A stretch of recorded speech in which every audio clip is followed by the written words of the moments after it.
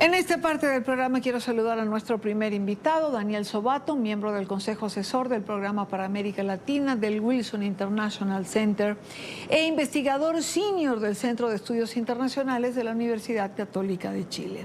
Señor Sobato, un gusto saludarle, bienvenido. Buenas tardes, Idania. Siempre un placer acompañarle en su programa.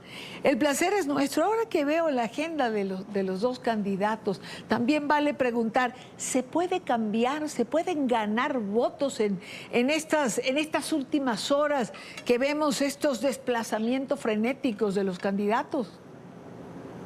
Idania, yo creo que es muy importante ayudar a nuestra audiencia a poder entender el complejo y hasta cierto punto arcaico sistema electoral presidencial por voto indirecto, porque de lo contrario se genera mucha confusión. Estados Unidos es el único sistema presidencial cuyo presidente y vicepresidente no se elige, como lo hacemos en todos los países de América Latina, por el voto popular y directo, sino de manera indirecta a través de un colegio electoral. Ese colegio electoral está formado por 538 miembros, que son electos en cada uno de los 50 estados, que complementan 535 de los 538. Y los tres restantes, para llegar a los 538, lo aporta el Distrito de Columbia, Washington, la capital.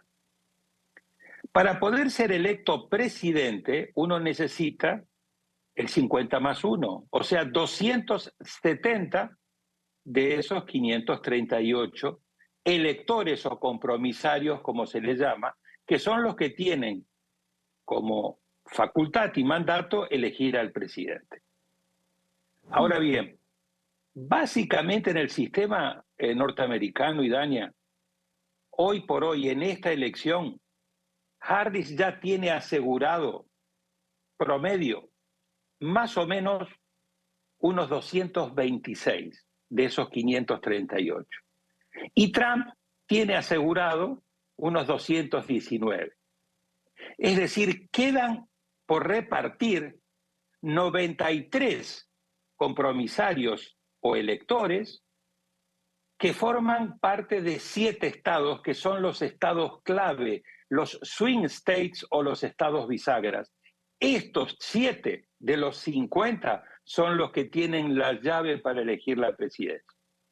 Estos 7 estados son Michigan, Wisconsin, Pensilvania, que creo que es de los 7 quizás el más importante.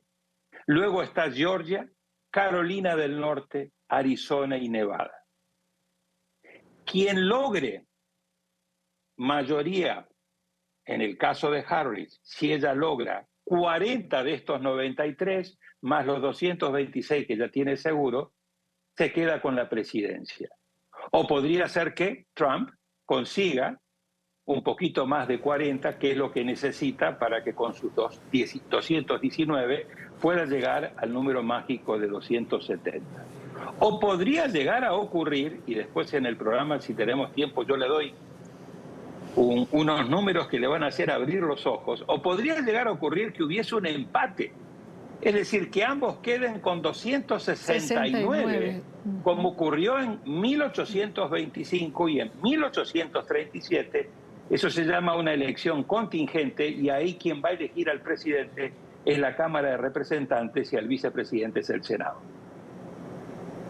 Así es, como usted lo ha señalado. Hoy me hice esa pregunta, justo que usted acaba en relación a este tema que acaba de mencionar. ¿Qué pasa si quedan empatados?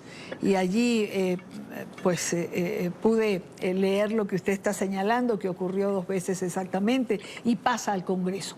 Ahora déjeme nada más demostrarle lo peligroso de esto. En la elección pasada, 2020, cuando Biden le gana a Trump, le gana de manera cómoda. Biden sacó 306 de los 538 y Trump sacó solamente 232.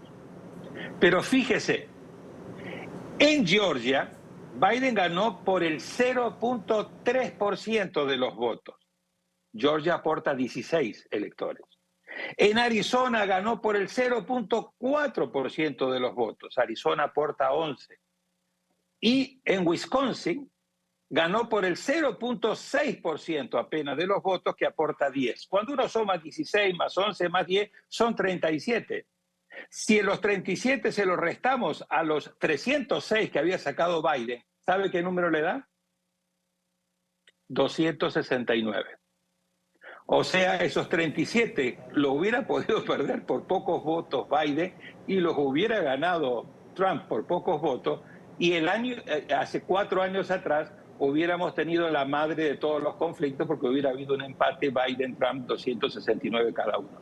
Esta es la sutileza que tiene este sistema electoral indirecto norteamericano para la elección presidencial, que es extremadamente arcaico, muy complejo, y a esto hay que agregarle que de los 260 millones aproximadamente de ciudadanos norteamericanos en condiciones de votar, votan más o menos el 60-65%. O sea, estaríamos hablando alrededor de 150, 160 millones de electores. 75 millones ya han votado, Idania. Sí. O sea, mañana en el mejor de los casos va a votar la mitad de esos 150, pero 75 ya votaron. ¿Me explico? Sí, señor. Se explica. Y eso puede generar lo que se llama el efecto espejo roto. Que mañana, cuando se hace el escrutinio de los 75 o 80 millones que van a ir a votar mañana, uno sea el ganador, pero cuando se cuentan los otros 75 millones del voto adelantado o anticipado, el ganador sea otro. Y ahí de nuevo el sistema entra en un grado de extrema complejidad, porque Trump ya ha venido preparando un relato diciendo que le van a volver a hacer fraude. Siempre lo trae a colación y en las últimas horas lo ha puesto de nuevo sobre la mesa. Bueno, por todo esto que usted ha explicado, es que usted mismo, señor Sobato, ha calificado este proceso electoral de mañana como inédito, complejo y polarizado. Es decir, nada fácil lo que tenemos por delante en este proceso electoral estadounidense. ¿Saldrá librada la democracia de él? Es la pregunta que muchos nos hacemos. Es que yo creo que va a depender mucho de lo que pase. Yo presumo de que a menos que haya unos resultados muy claros en un sentido o en el otro, en estos 7 estados, mañana a la noche no vamos a tener un resultado definitivo. Creo que puede llegar a pasar similar a lo que pasó hace 4 años, que hubo que esperar unos 4 o 5 días para que ya tuviéramos unos números, pero después hubo que esperar varias semanas para que los problemas, los reclamos se resolvieran, y aún así tuvimos el asalto al Capitolio el 6 de enero del 2021, y aún así Trump se negó y se sigue negando, porque ayer en Pensilvania volvió a decir que él no había perdido la elección y que él no debió haber dejado la presidencia. Así que hay un alto grado y riesgo de judicialización, Idania, y ahí es donde le puede pegar muy duro a la democracia, porque fíjese que tanto por campañas de desinformación, de noticias falsas, tanto dentro de los Estados Unidos, en parte por los bulos y por las mentiras que propicia el propio Trump, como por acciones de Rusia, de Irán, de Corea del Norte, de China y de otros países, hay un déficit de credibilidad en la integridad electoral, hay un déficit de confianza en las elecciones, y a su vez esto le está pegando y está deteriorando la calidad de la democracia. The Economist, desde el año 2016 que llegó Trump al poder, ha bajado la calificación de la democracia en su índice sobre democracia, de una democracia plena a una democracia defectuosa. Y otros analistas consideran, entre ellos Steve Levitsky, que escribió Cómo mueren las democracias, de que la democracia norteamericana sigue siendo una democracia, pero es una democracia que está enferma y que adolece de muchos problemas. Por un lado lo electoral, por el otro lado un sistema de partidos políticos bloqueado, por el otro lado un alto nivel de polarización tóxica y por el otro lado unos niveles muy altos de presencia de masivas cantidades de dinero que generan preocupación respecto de las condiciones de equidad de un proceso electoral. Así que hay muchos elementos que están deteriorando la calidad de la democracia, y habrá que ver en qué condiciones de resiliencia la institucionalidad democrática procesa una elección tan compleja como la que tenemos en manos a partir de mañana. Claro, la pregunta que nos hacemos es si de una democracia enferma pasamos por obra y gracia de este proceso electoral a una democracia en terapia intensiva. Porque depende de la reacción que ambos puedan tener, dado el estrecho margen. Es decir, las encuestas dan un empate técnico. La diferencia entre ambos no suma más de 3%. Algunas encuestas se lo acreditan a uno, algunas encuestas se lo acreditan al otro. Pero lo cierto es que este es un margen de error dentro de las encuestas. ¿Alguna posibilidad de que las encuestas fallen? ¿De que haya un voto oculto a favor de alguno? Sí, absolutamente. Ocurrió en el año 2016, cuando se consideraba que Hillary Clinton era la clara ganadora. De hecho, Hillary Clinton ganó por casi 3 millones de votos la elección popular, pero después perdió en el colegio electoral. Esta es otra particularidad que nosotros en América Latina no la entendemos, porque ¿cómo alguien va a poder ganar el voto popular y perder en el colegio electoral? ¿Me explico? También ocurrió en el año 2020, donde se había considerado de que Biden iba a ganar de manera mucho más cómoda de la que ganó. En las dos últimas elecciones se subestimó el voto que termina teniendo finalmente Trump. Y en esta elección se habla de que la mayoría de los encuestadores han hecho un gran esfuerzo para adaptar su metodología y poder evitar lo que se llama el sesgo de no respuesta. ¿Por qué? Porque por lo general los que contestan son aquellos que están más decididos a participar políticamente, y estos en su mayoría tienen un sesgo a favor de los demócratas, o tenían un sesgo a favor de los demócratas en las dos últimas elecciones. Mientras que los que no estaban muy motivados políticamente no contestaban, por lo tanto sus respuestas no se incluían en la encuesta, pero finalmente después iban a votar, y la mayoría de esos que iban a votar votaban por Trump, y ahí es donde teníamos estos temas donde Trump le termina ganando a Hillary Clinton en el 2016 y compite en muy buenas condiciones con Biden. Pero de nuevo, Idania, el hecho que estén ajustadas no quiere decir que después en el colegio electoral los números estén ajustados. ¿Me explico? Claro, claro. Porque, por ejemplo, si en Pensilvania Harris le gana a Trump o Trump le gana a Harris por el 0.1%, se lleva a los 19 electores de Pensilvania.